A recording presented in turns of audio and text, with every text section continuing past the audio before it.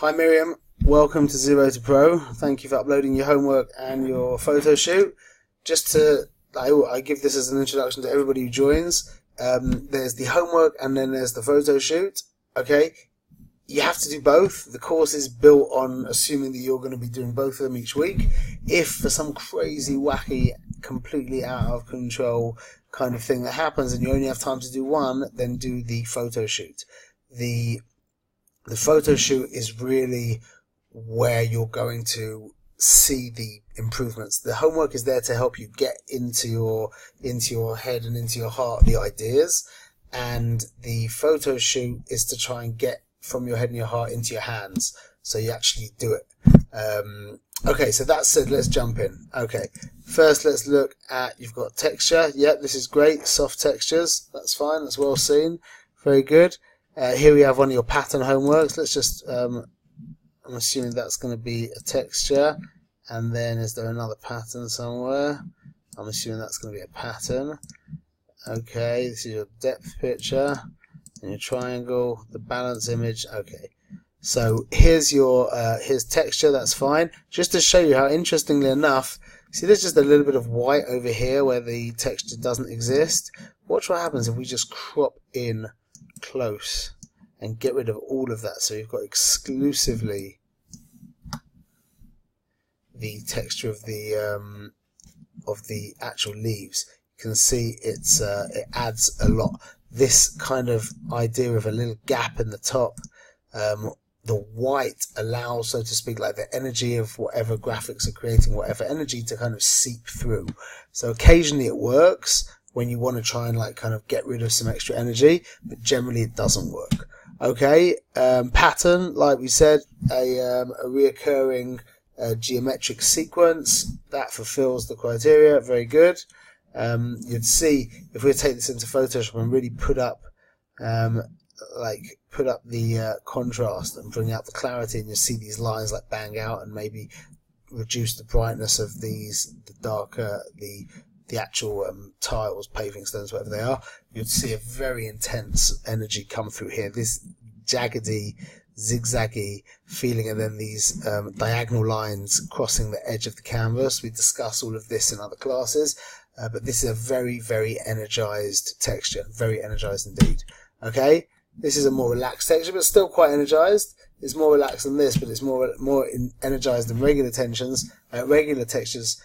Patterns. We wouldn't think generally that we're not trained to look through the outer garments of objects and see the underlying patterns and structures and shapes and colors, and we just see carrots.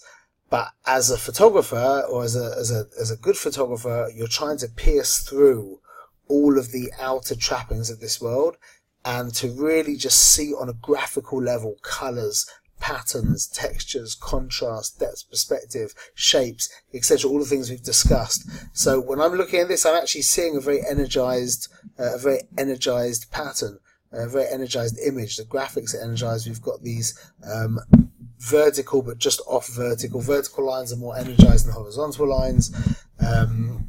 Just like triangles are more dynamic than circles. Okay, we have three primary lines: vertical, horizontal, and diagonal. The vertical are energized, dynamic is the best word. The horizontal are more passive, and diagonal it's much more involved depending on where they are on the page, etc.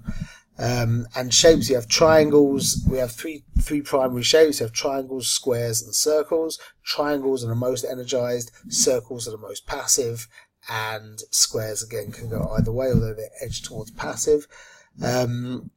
So this is great. These diagonal lines actually add, and we have also one large diagonal line going the other way, creating some kind of like a cross, which is also an energized piece of the puzzle. Excellent, very good. Okay, depth. This for sure creates depth. We can see this quite clearly. If I use my my line here, we can see that this kind of experience here with these concentric circles really pulls us into the scene. This could be nice to edit in Lightroom. Let's just see if this crop makes more sense. Maybe let's just have a look. I'm not sure. No, because this area here is very important. So what about if we, let's see if that makes a difference. Yeah, maybe. Let's have a look again in a second.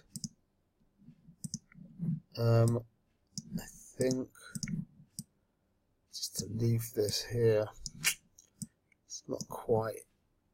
To keep the energies moving from the tunnel, you needed to have shot it in a slightly different way. I think that's a little bit better. Okay, very good. That's depth.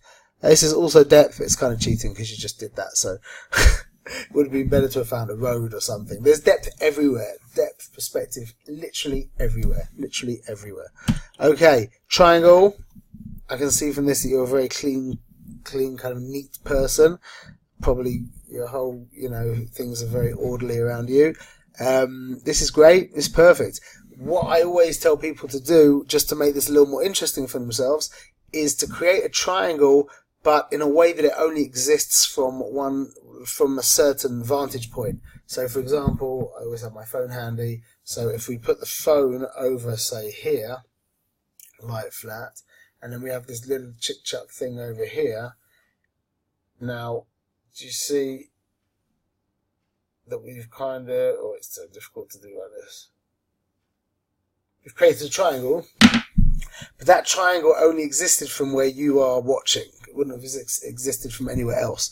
So there's a lot of, in regards to when you're out there taking pictures, trying to see the shapes around you is very much dependent on moving yourself into a certain position, so things come forward or things go backwards, and because of perspective, things get bigger, things get smaller, and triangles get created where you don't necessarily see triangles. Okay, but this is great. It's perfect. Very good. The actual quality of the picture is very nice. Very nice indeed. Yeah. Okay. Using basic equipment, that's fine. Okay. Now this is balance. Okay. This is fine. This is great. I think to give a little bit, just to crop there would help a little bit with the balance. You've put the child on a third. Important to work out where the actual third of your subject is. So you've put the child on the third, and he's gazing into the space this side, which means that we've got energy moving this way and our object over here, which ends up leading to a generally balanced image. I think it could be a little bit I think it was a teeny bit out of balance, and that straightening just tipped the scales. Okay, so now into the photo shoot. Okay, so remember, like I said, your photo shoot is the place where all the magic is really going to happen.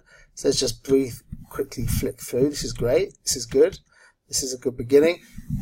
Like I say to all the people who join our class, you will look back at these pictures in embarrassment in another few weeks, just another couple of weeks, to know there's so many things to learn. And once you learn them, you'll fix them and you'll see that. That said, this is very nice. You've cropped in very close. You've it's a little dark. You'll understand that when we get to a later class. What are you shooting in? You are shooting in program mode.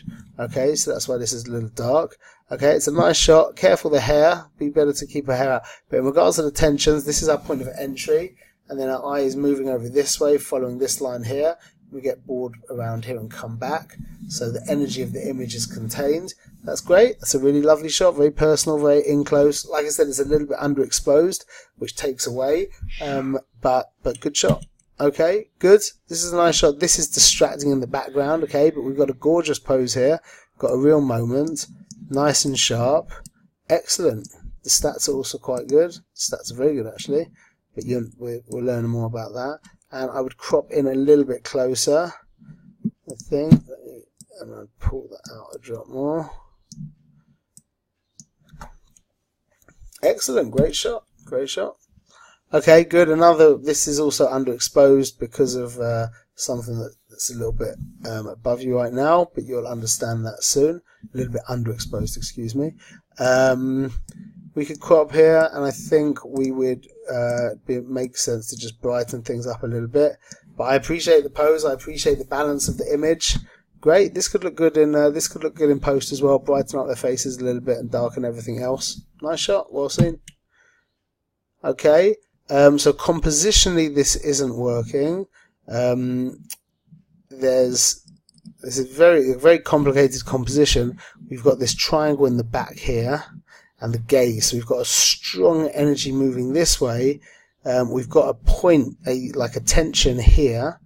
But this area is kind of dead because we've got such a strong energy moving in that direction. But we're going to have a problem cropping it because of his hand over here. So let's just have a look what we can do.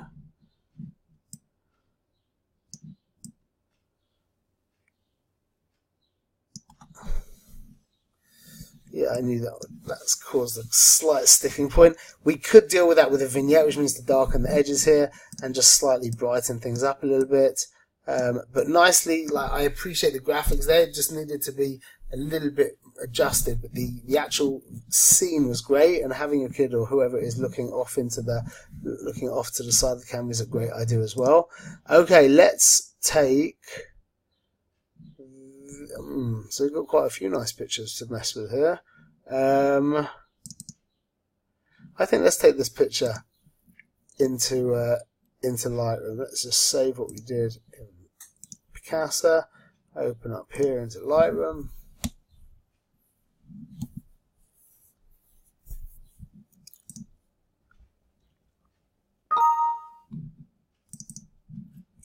Okay, so now I want to brighten these kids, and I want to also add a lot of energy over here. So that's what I'm thinking. The point is we need to emphasize our subject, but then I want all of this to add a lot of energy to our picture. So I'm going to go straight immediately to my brush tool and just add a little bit of exposure here. Yep, that's fine. I have no idea why that just happened. That was very strange. Let me start that again. Okay, that line that just kind of exploded was very weird. Okay, that's better.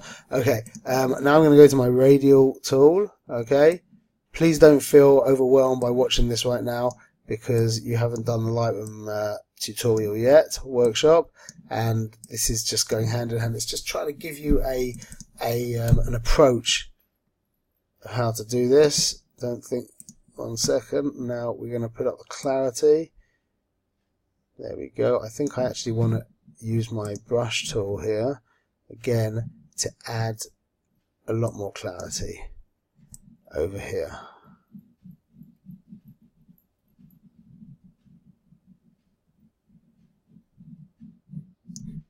Don't particularly want to drop my exposure. I think there now. I think we're going to actually crop in closer now. Going to just go back to their face, brighten their face up a teeny little bit. But for that, I'm going to also darken the background here because this bench is actually quite distracting.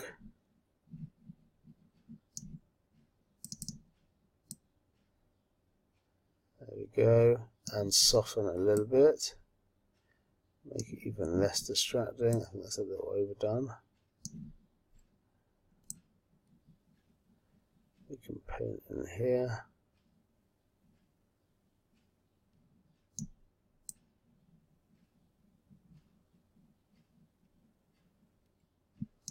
Let's have a look. So we went from here to here. Okay, Miriam, great work, excellent. Looking forward to seeing what you do for us next week. All the best.